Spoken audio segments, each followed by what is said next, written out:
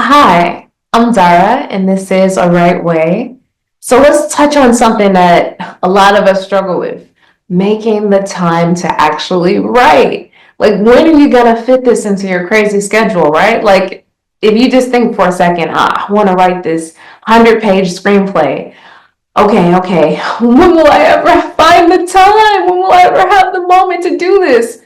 So, you can start by turning off this video and actually starting to write, right? You have to make time for the things that are a priority to you. And I find that consistency is everything. So, for me, carving out a key time every day, oftentimes 7 days a week, to write is the best way for me to make solid and consistent progress. And it also keeps the story fresh in my mind as I'm going about my day. So even if I'm carving out a 30-minute block or a 2-hour block of time or whatever that block of time looks like, so you know what every creative has, like a different time of day that's their optimum as far as like energy wise. Some people, it's like they're a morning person. They could actually, I remember Toni Morrison, if I'm not mistaken, she said that she liked to write every morning starting as early as like 4:30 or 5 a.m. That was her golden hour.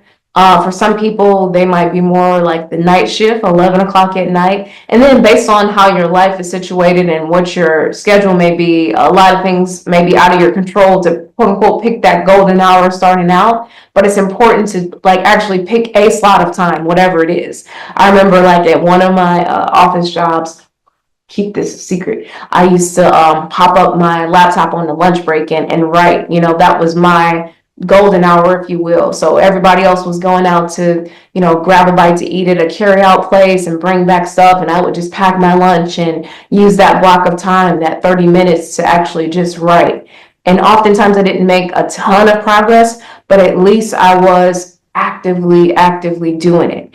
And pretty soon what I found is that first maybe week or so, I'm moving kind of slow. Maybe I'm getting a page or two in. It's moving pretty slow. But after about a month or two of doing it consistently, I found that I was able to cover a lot more ground. I remember I looked up one day at the end of my lunch break and I had like 4.5 new pages, and I was in awe, like, wow, I wrote that in 30 minutes. Now, was it my best writing ever? That's up for debate, but at least I actually did it. So carving out that time is everything. And I suggest that you write at least 5 days a week and consistent times to keep that creative spark going.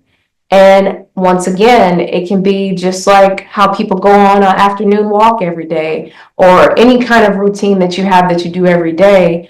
You can just build in that writing time. So instead of coming home from work and just like sitting on the couch and watching TV, which, sometimes we all need to unwind a little bit, I get that. And I've definitely been there. But instead of doing that, I'm like, okay, maybe I'm just gonna grab like a little snack and, just carve out this time. This is gonna be 45 minutes to an hour where I'm gonna write. And then I'll watch, my favorite show after that as a treat.